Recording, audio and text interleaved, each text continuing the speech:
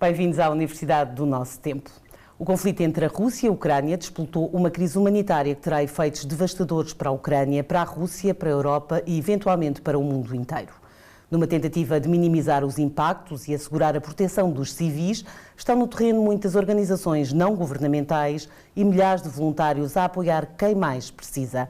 É sobre voluntariado que vamos falar hoje com a doutora Ana Jorge, presidente da Cruz Vermelha Portuguesa, e com a Madalena Augusto, uma das responsáveis da plataforma Helping Ucrânia. Doutora, no portal da Cruz Vermelha pode ler-se que os voluntários são o coração da instituição, simbolizando o poder da humanidade.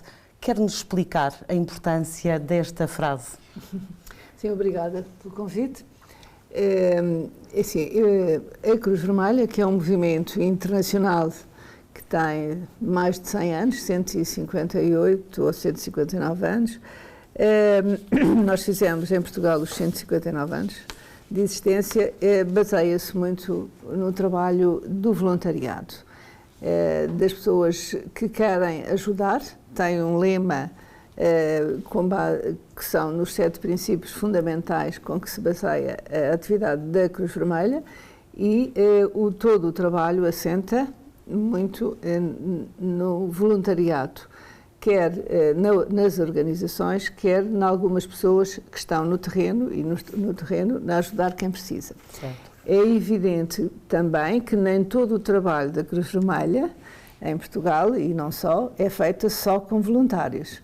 Mas têm, mesmo as pessoas que são profissionais da Cruz Vermelha, têm todos aquilo que pretende, todos uma formação nesta área da sua disponibilidade, dos princípios fundamentais, o que faz com que muitas vezes, mesmo a diferença faz na sua disponibilidade quando é preciso ajudar ou quando é preciso intervir ou atuar.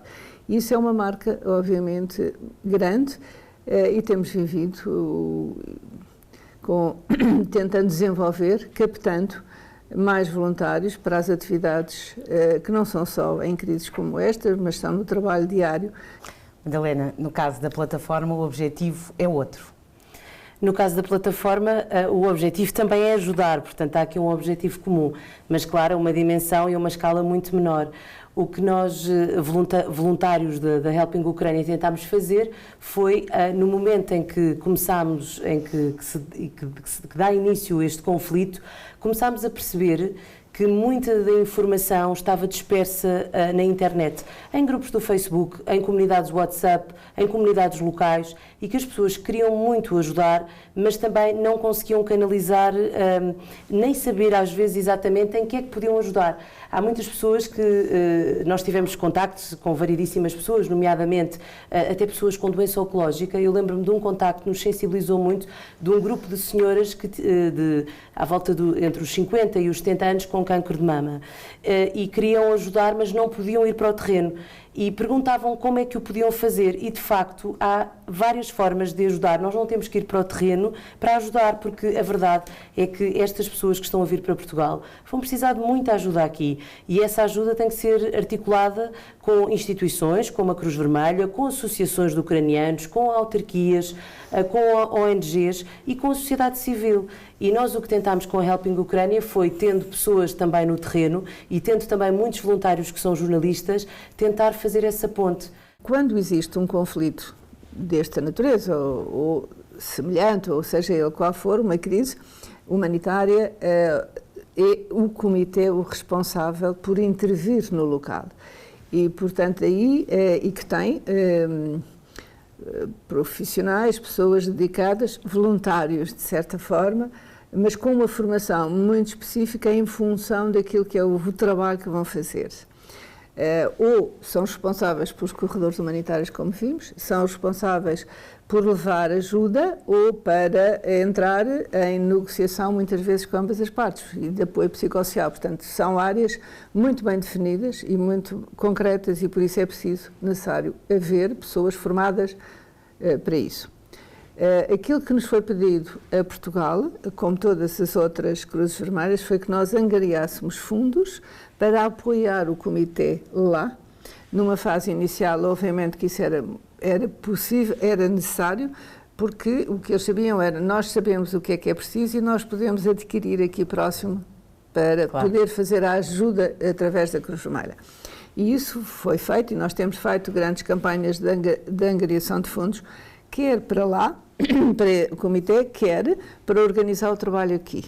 Nós fizemos a primeira entrega à Cruz Vermelha da Moldávia, um caminhão que chegou hoje à Moldávia, com equipamentos que nos foram solicitados, exatamente aquilo que eles precisavam, e foi daqui a ajuda portuguesa, da Cruz Vermelha Portuguesa, um caminhão para a Cruz Vermelha da Moldávia, que está, neste momento, é um país com mais dificuldades da sua própria organização e que, através da Federação, foi necessário e tivemos essa disponibilidade.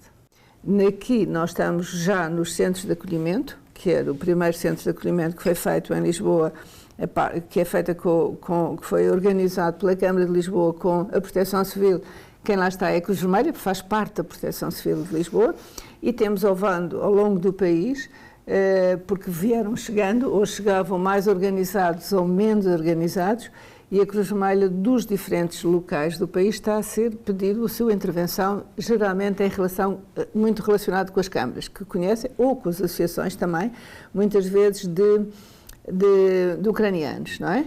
Pessoas de origem. E estabelecemos algumas parcerias, que eu acho que aqui nós temos de trabalhar cada vez mais em rede e em parceria.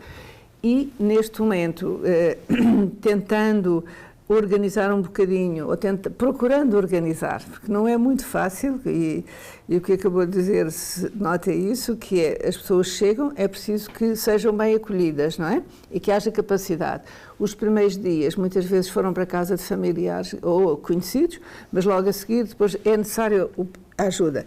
E nós estamos, Cruz Vermelha Portuguesa, a trabalhar com a ACM, portanto, com o Alto Comissariado para as Migrações, e com a Segurança Social, para desenvolver ao longo do país, haver pelo menos por distrito, um núcleo que seja articulado, estes três, com as autarquias, que disponibilizaram espaços para podermos identificar, registar, facilitar a vida e ter alguém que esclarece aquilo que cada um deve fazer quando cá chega. Nós apelamos muito para os registros e para a identificação das pessoas, a bem das pessoas que chegam.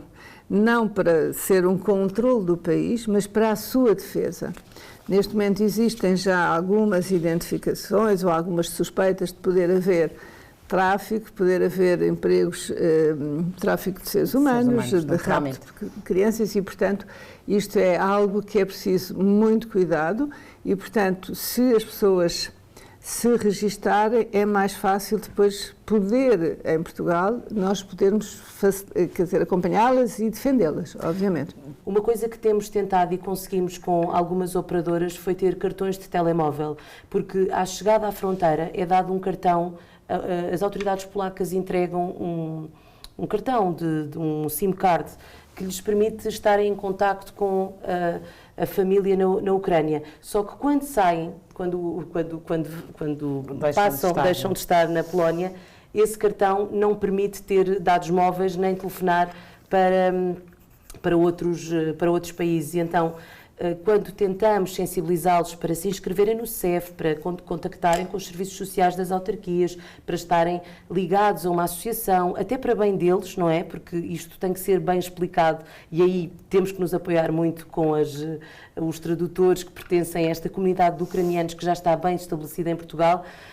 Tentamos que eles também tenham enfim, é um telemóvel, mas é o que lhes permite... É um contacto. Podem mandar uma fotografia, querem saber, ficam muito angustiados quando não conseguem falar com os maridos ou com os filhos.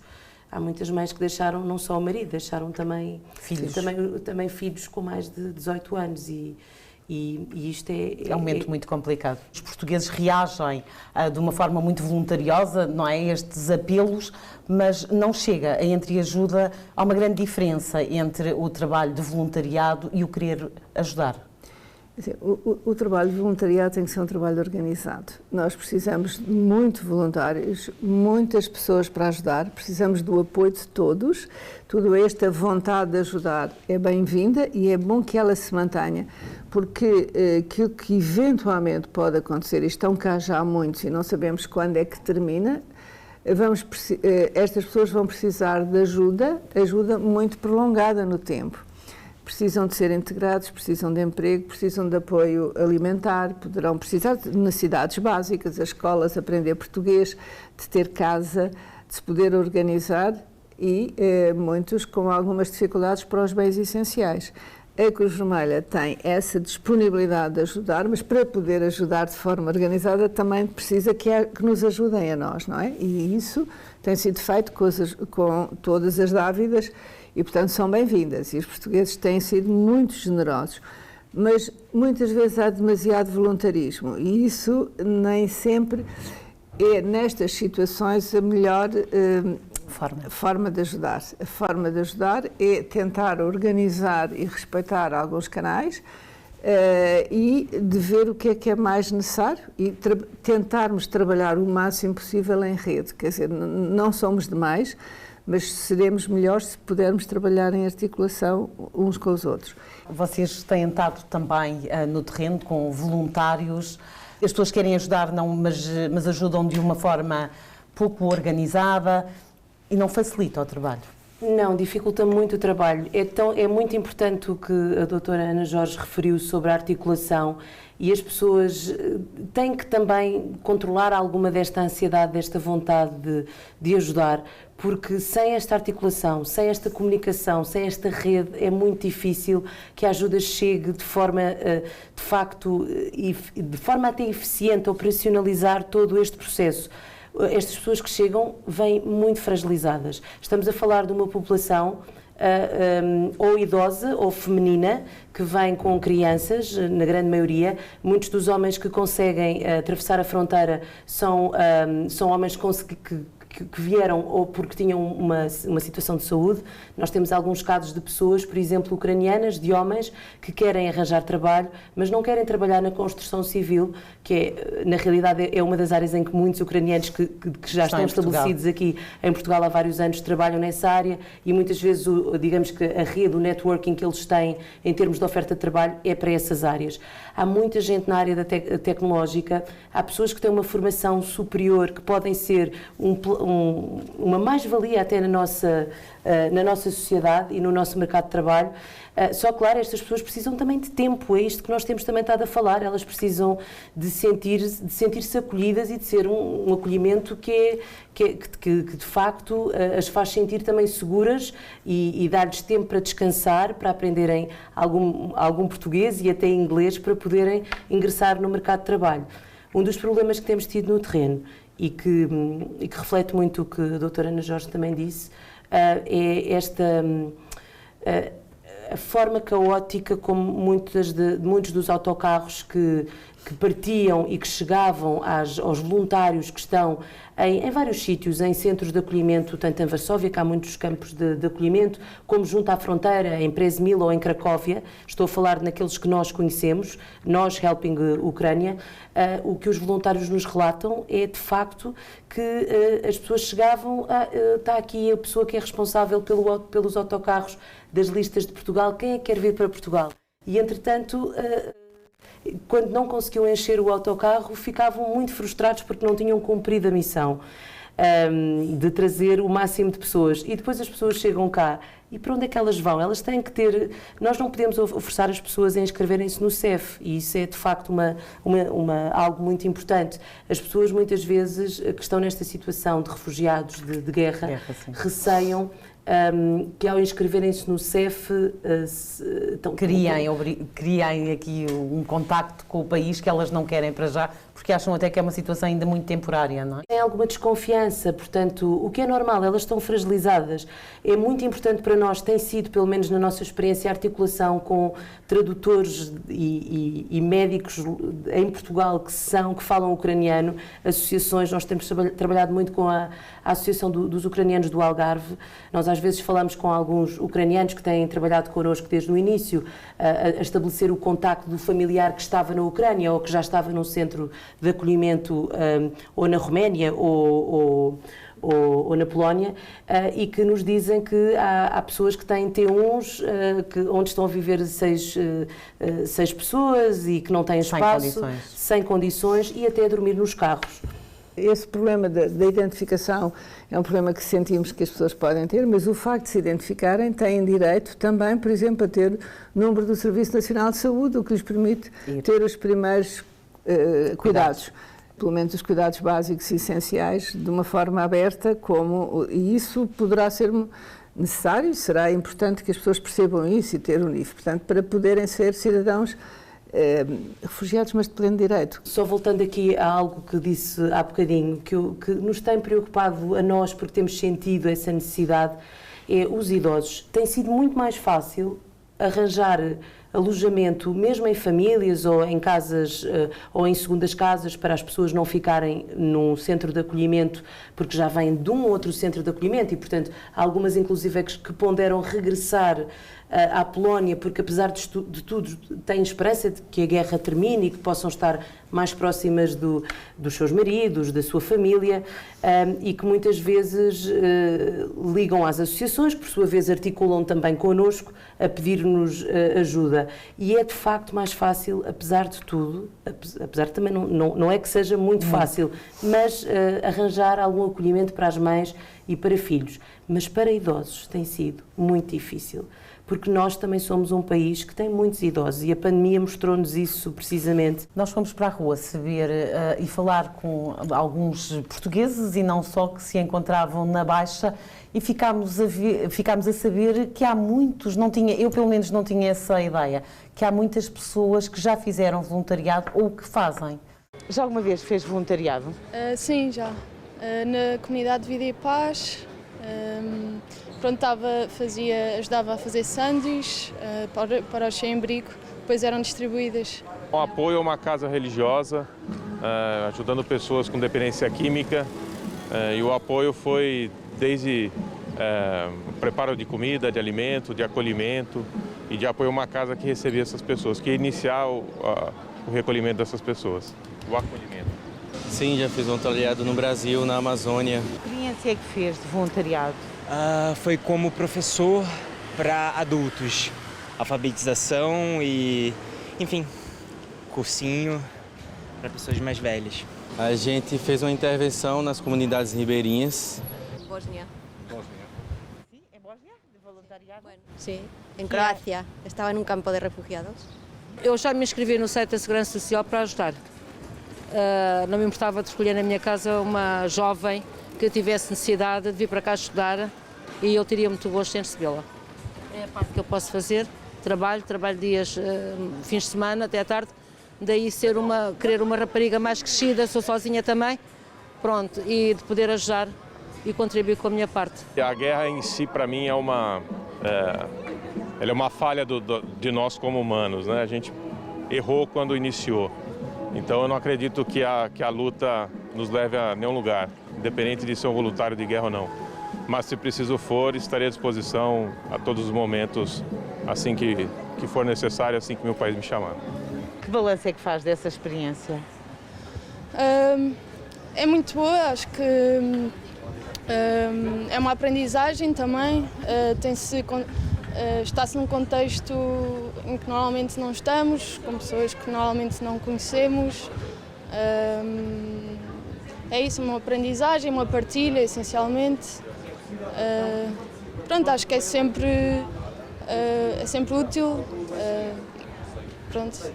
para os outros, para nós, para a comunidade. Nós temos uma voluntária, a Sara Ribeiro, que entrou em contacto connosco com outros voluntários e pediu-nos para este grupo, pediu-nos para ir para o terreno. E ela consegue, melhor do que ninguém, retratar e, no fundo, contar como é que foi esta experiência, de que forma é que os afetou e o que é que viram no terreno. Muitas vezes enviavam-nos vídeos e informações a pedir, por favor, não enviem mais roupa, ou isto está a acontecer, organizem isto de determinada forma. E isso foi muito importante, essa comunicação, saber como é que nós nos podíamos articular aqui, porque havia coisas que estavam a ser geridas ao minuto quase, não é? Ninguém estava à espera nem deste volume de pessoas a chegarem, nem deste impacto tão grande que esta guerra tem tido, especialmente nos países europeus. Vamos então ouvir o relato do que a Sara viveu. Eu desde pequenina sempre tive muita vontade de fazer voluntariado, inclusive eu faço voluntariado aqui em Lisboa, mas sempre me faltou assim um bocadinho, não é? Alguma coisa, ou seja, sempre quis ir para o estrangeiro fazer voluntariado. Sempre pensei em Ásia, África, porque são sempre locais que realmente existe mais pobreza e estão em maior crise, mas agora com a chegada da guerra eu decidi que se calhar seria... sendo um local aqui tão perto, não é, de nós, na Europa, que seria a oportunidade para realmente poder fazer este voluntariado. Quando tu chegaste lá, estavas à espera de um cenário daqueles? Sim, notava-se que as pessoas estavam traumatizadas, estavam estavam desgastadas e que ainda nem sequer tinham o pensamento delas organizado. Eu acho que isso foi só conseguido no processo da viagem e do transporte para cá, para Portugal, que eu até falei com pessoas que estavam no autocarro, não é? E que me disseram que durante até os primeiros momentos da viagem elas nem sequer estavam a processar ainda o ir para outro país, ou começar uma nova vida, elas nem sequer conseguiam comunicar quase connosco. O que é que tu fizeste lá, Sara? Bem, o que é que eu fiz? Fiz organização dos bens que vinham, higiene pessoal, seja categorizar a higiene pessoal, alimentação infantil, roupas, pronto. E também tive a responsável com mais uma equipa de voluntários que ainda está no terreno da gestão dos transportes, não é? E da própria logística das pessoas. Se tiveres a oportunidade, regressas? Eu senti que queria regressar no momento em que cheguei a Portugal, mas não regressarei realmente porque não consigo, em termos profissionais, de estar ainda na universidade, não é possível voltar nos próximos tempos, mas sinto pena porque realmente era uma experiência que eu queria continuar e que é muito enriquecedora. Como é que se pode ainda incentivar mais o voluntariado, na vossa opinião? Eu acho que o voluntariado também pode ser algo que se vai desenvolvendo criando nos jovens o gosto por ajudar, e no fundo tem a ver com a cidadania, não é? Nós temos um grupo, a Juventude da Cruz Vermelha, um dos objetivos e uma das suas ações é muito isso, é ter o gosto por ajudar os outros e perceber que aquilo que nós fazemos, e o voluntariado pode ser feito das mais diversas, não é preciso haver uma crise humanitária para fazermos trabalho humanitário, não? Trabalho voluntário. O trabalho voluntário é algo que se faz sempre, de uma forma ou de outra, nós podemos ter sempre alguma área que fazemos por voluntariado, isto é, sem remuneração, por interesse em ajudar ou para desenvolver qualquer ação que seja importante. E isso, um dos nossos objetivos através da Juventude é um bocadinho esse, é trabalhar os jovens para poderem perceber, e perceber no sentido de o que mais valia é que podem ter do ponto de vista humano, do ponto de vista de si próprios, aquilo que é ajudar os outros, não é só para os outros, é também, no fundo, o retorno que isto pode ter em termos para a pessoa e para o seu desenvolvimento pessoal. Uma das formas de poder incentivar é um bocadinho obrigado, mas facilita, que é hoje o acesso, nomeadamente, a algumas áreas de cursos universitários ou empregos, não condicionam, mas favorecem ou valorizam se já houve atividades voluntárias. E, apesar de tudo, os jovens, porque querem concorrer, têm que fazer um trabalho voluntário e depois acabam por gostar e perceber as mais-valias que esse trabalho lhes pode dar como pessoas, fundamentalmente. E isso também são todos estes, no fundo é um incentivo. As próprias empresas, algumas, têm também esses aspectos organizados, que é um dia de X em X tempo, todos têm uma ação de voluntariado, sei lá, ajudam uma associação pintar a casa, de uma associação mais quando necessitam, ou de fazer qualquer ajuda. Isso cria, de facto, desenvolve o espírito de entreajuda e que poderá ser. E apesar de tudo, eu acho que em Portugal há bastante. Como é que pode ser voluntário? Na Cruz Vermelha, pode-se dirigir a qualquer delegação da Cruz Vermelha, dizer que quer ser voluntário, quer fazer trabalho voluntário, tem normalmente uma entrevista, tem uma área de formação para o que é ser voluntário na Cruz Vermelha, porque também é preciso saber que é preciso, primeiro, querer ser, e segundo, perceber que atividade dentro do voluntariado está mais de acordo com a pessoa, porque há pessoas que fazem voluntariado, visitar doentes, contar histórias, distribuir alimentos, visitar pessoas que estão presas e fazer uma conversa, ou não há propriamente. Alguns voluntários são técnicos fazem socorrismo e, portanto, trabalham naquilo que são o transporte de doentes e na emergência, mas todas estas áreas têm uma formação ou mais específica ou mais generalizada, mas todos têm uma formação básica do que é ser voluntário na Cruz Vermelha. Os princípios têm que ser garantidos e, portanto, têm que saber ao que vão.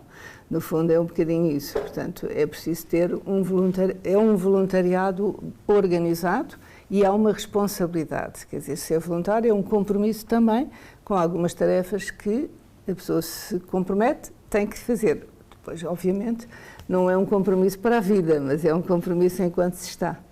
É de facto este compromisso que às vezes é difícil de explicar às pessoas. Nós, nesta plataforma que temos de Helping Ucrânia, temos um formulário que as pessoas submetem em que dizem-nos de que forma é que eles podem ajudar, não é?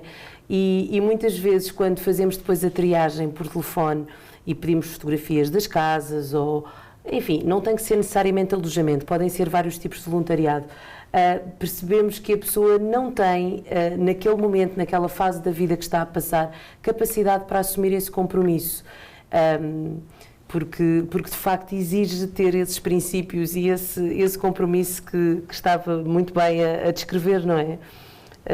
Agora, é verdade que podemos ajudar dentro dos nossos limites, mas temos que saber qual é que é a nossa capacidade de ajuda e se de facto temos essa disponibilidade ou não. É muito importante saber em que áreas é que as pessoas se movem, exatamente, se é uma área médica, se é uma área mais social, se é de apoio psicológico, enfim. Neste momento, muitos voluntários são bem-vindos e de facto vê-se eu acho que é impressionante como é que nós, em tempos de guerra, assistimos às maiores atrocidades, mas assistimos também os opostos. Exatamente, a uma solidariedade que até nos emociona. Ver como é que há pessoas que dão aquilo que têm e que não têm, portanto, isso é altamente emocionante. As universidades podem ter um papel importante, no fundo, também na promoção do voluntariado? Podem, e eu penso que algumas universidades já têm isso, não é? Quer a própria universidade, quer muitas vezes também através das associações de estudantes, em que têm já algumas atividades organizadas em termos de voluntariado, mais organizado e sistemático e de continuidade, ou mais ocasional, que podem ser esses dois modelos. Mas as universidades poderão ser, de facto, um espaço de conseguirmos muitos voluntários, porque já são adultos ou jovens adultos, mas isso deve começar um bocadinho antes. Eu diria que são, no espaço e na disciplina, não sei se chama assim, mas cidadania. Era bom também ir criando, com alguns movimentos que é de acordo com a idade das crianças e dos jovens, ações que pudessem perceber e trabalhar. Nomeadamente, e há aqui algo que eu já falei no outro dia e que poderá ser desenvolvido isso, que é no criar do espírito. Nós vamos ter nas escolas, e já temos, crianças e jovens de várias origens. e multirracial, multicultural, multiorigem. E era importante que as escolas, e eu acho que têm feito, mas que reforçassem nesta fase muito o que é o espírito de solidariedade entre os alunos, para não criarem disputa entre eles em função daquilo que são as origens de cada um. E essa era algo de um grande contributo para os nossos portugueses e para bem acolher quem está cá e que precisa de ajuda.